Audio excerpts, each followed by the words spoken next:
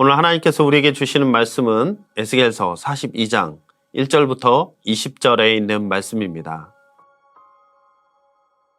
그 사람이 나를 데리고 북쪽으로 길이 난 밭갓들로 나가서 두 방으로 나를 데리고 들어갔는데 방 하나는 성전뜰을 마주하고 있고 또 하나는 북쪽 건물을 마주하고 있었다.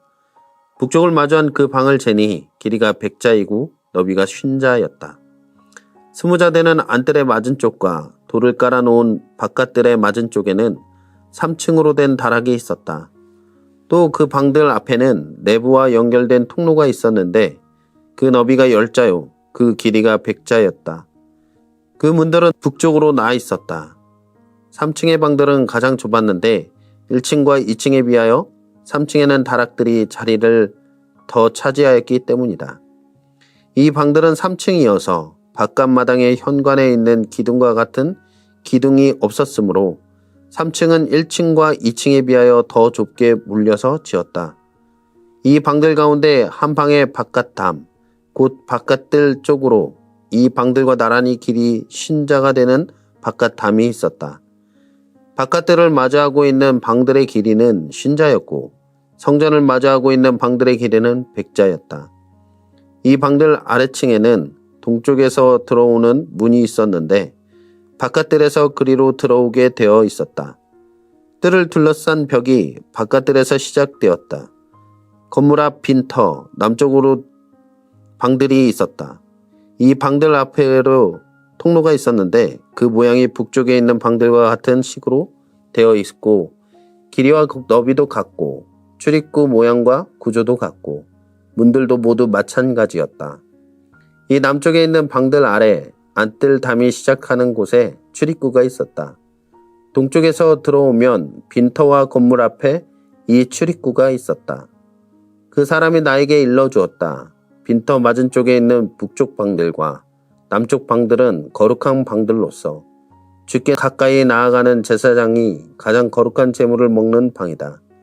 그 방들은 거룩하기 때문에 제사장은 가장 거룩한 제물과 제물로 바친 모든 음식과 속죄제물과 속건제의 제물을 모두 그 방에 두어야 한다. 제사장이 그 거룩한 곳으로 들어가면 그 거룩한 곳에서 직접 바깥들로 나아가서는 안 된다. 그들이 주님을 섬길 때에 입는 옷이 거룩하기 때문에 그곳에서 자기들의 예복을 벗어놓고 다른 옷을 입은 다음에 백성이 모여있는 바깥들로 나가야 한다. 그 사람이 성전의 내부 측량을 마친 다음에 나를 데리고 바깥 동쪽 문으로 나와서 사면의 담을 측량하였다. 그가 장대로 동쪽 담을 재니 그 장대로 재어서 500자였다. 북쪽 담을 재니 그 장대로 500자였다. 남쪽 담을 재니 그 장대로 500자였다. 그가 서쪽으로 와서 서쪽 담을 재니 그 장대로 500자였다. 그가 이렇게 성전의 사방을 재니 사방으로 담이 있어서 길이가 각각 500자였다. 그 담은 거룩한 곳과 솥된 곳을 갈라 놓았다.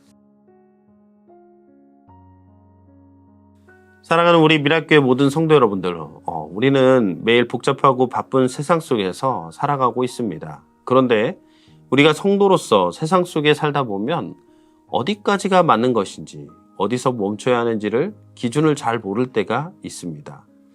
남들 다 하는데 왠지 모르게 불편하고 같은 자리에 있지만 신앙의 양심이 자꾸 그 자리를 불편하게 만드는 상황들을 경험해 보셨을 거라 생각이 됩니다.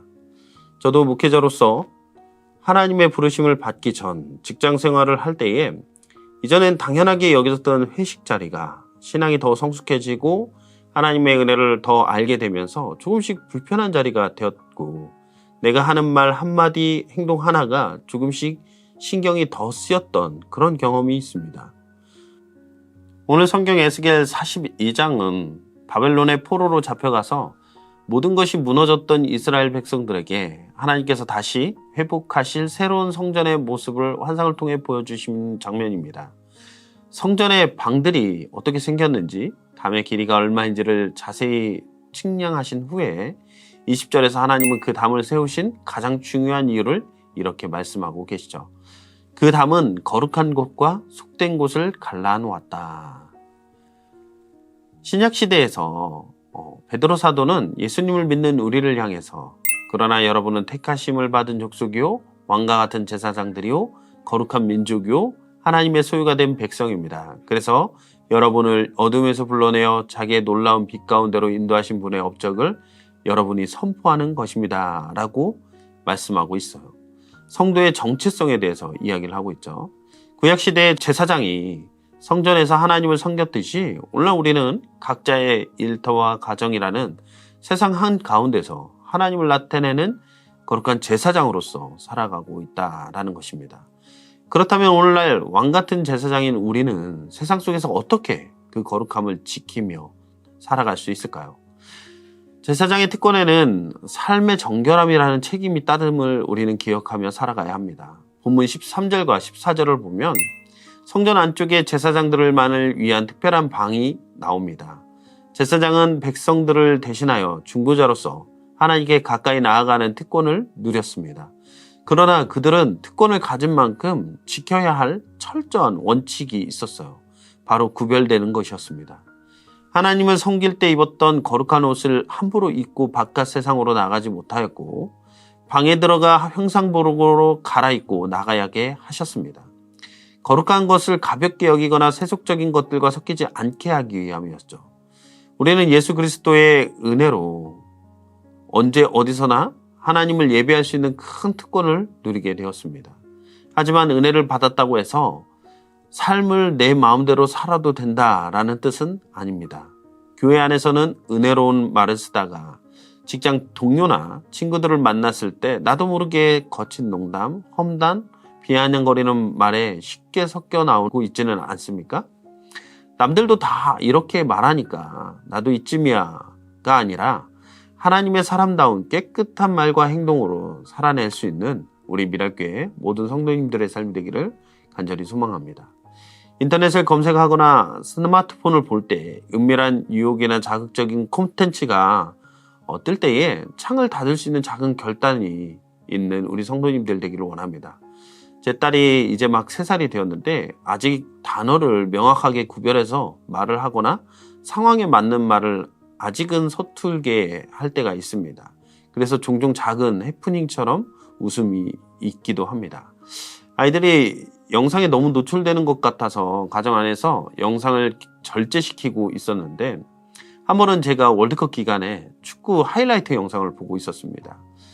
딸에게 엄마가 영상을 못 보게 하니까 저에게 다가오더니 아빠 여자 보지 마 라고 하는 거예요. 너무 놀라서 아니 무슨 소리야 라고 하니까 엄마가 딸 아이의 언어를 이해하고 그 설명을 해주었습니다. 영상을 보지 말라라는 말을 여자 보지 마라고 이야기를 했던 거죠. 그래서 굉장히 해프닝으로 되게 웃고 이렇게 영상을 껐던 기억이 있는데 성전 사방을 둘러싼 담은 세상을 미워해서 세운 장벽이 아니었습니다. 세상의 혼탁한 기준과 죄가 성전 안으로 밀고 들어오지 못하게 막아주는 영적인 안전선이 되었던 것이죠. 경계선이 무너지면 거룩함도 순식간에 이렇게 무너지게 되는 것이죠. 우리는 세상과 완전히 단절되어 수도원처럼 살아갈 수는 없겠지만 세상 속에서 돈도 벌고 사람도 만나고 관계도 해야 합니다. 하지만 그 한복판에서도 여기까지는 내가 넘지 않는다라는 분명한 원칙, 신앙의 분명한 선이 있어야 한다는 것이죠.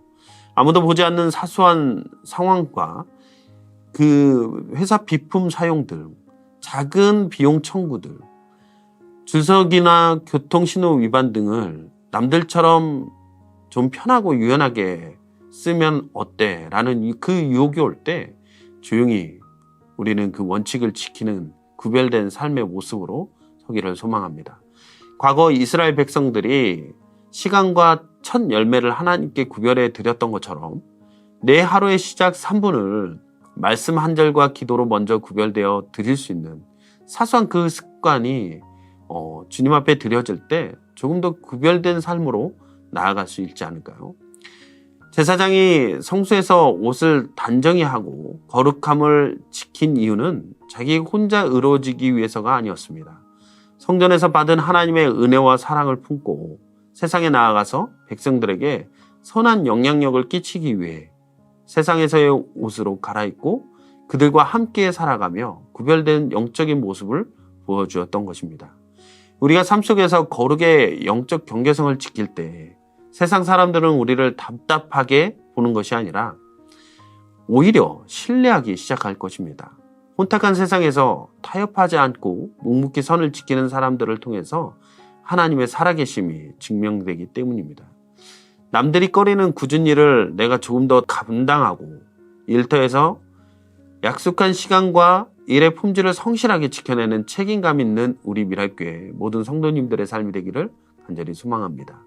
이익 앞에서 남을 깎아내리지 않고 억울한 순간에도 한 번 더 친절하게 대할 수 있는 그런 온유한 태도를 보여줄 수 있는 우리 모든 구별된 하나님의 사람으로서 살아갈 수 있는 우리 미랄교회 모든 성도님들의 삶이 되기를 간절히 소망합니다. 사랑하는 성도 여러분들, 거룩함은 거창한 종교적 구호가 아닙니다. 그리고 어떤 큰 것을 행해야만 거룩한 삶을 요구받는 것도 아닙니다. 오늘 나에게 주어진 제사장의 방에서 내 말과 마음의 온 매무새를 가다듬듯이 그리고 세상의 흐름에 휩쓸리지 않고 내 일터와 가정 안에서 작은 신앙의 기준선 하나를 세우는 것이 거룩한 삶의 모습이겠죠. 내가 사용하는 언어에서 돈과 시간을 쓰는 행동에서 그리고 사람을 대하는 작은 정직함에서 세상과 타협하지 않고 거룩의 담을 지켜낼 수 있는 그 우리 미랄교회 모든 성도님들의 삶을 통해서 세상 가운데 하나님의 영광이 드러내기를 간절히 소망합니다. 이번 한 주간 각자의 삶의 자리에서 왕같은 제사장으로서 작은 구별됨을 담대히 지켜나갈 수 있는 우리 미랄교회 모든 성도님들의 삶이 되기를 간절히 소망합니다. 기도하시겠습니다. 사랑의 주님, 너무나도 감사합니다. 하나님, 하나님의 자녀로서 이 땅을 살아갈 때에 작은 거룩한 그 삶의 태도 하나가 정말 주님을 드러내고 주님의 영광을 나타내는 그러한 결단이 되게 하여 주시옵시고 우리의 삶을 통하여서 정말 많은 세상 사람들이 하나님의 영광을 볼 수 있는 귀하고 복된 삶이 될 수 있도록 주님 역사하여 주시옵소서. 이 모든 말씀을 우리 주 예수 그리스도의 이름으로 기도했습니다. 아멘.